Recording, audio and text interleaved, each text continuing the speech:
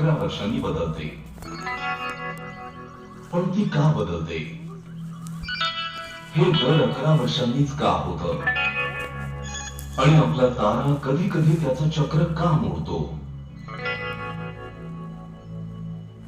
आणि या सौर चलनशास्त्र वेधशाळा देखील परिपूर्ण नाही. त्या फक्त सूर्याच्या पृष्ठभागाचं आणि त्याच्या जवळच्या परिसराचं निरीक्षण करतात.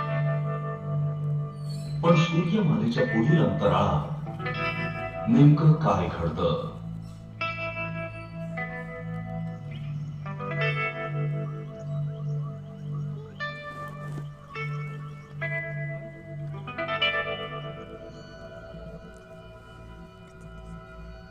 दृश्यमान पृष्ठभाग हा सूर्य जिथे संपतो तिथे नाही, तर तो खूप पुढे पसरलेला आहे.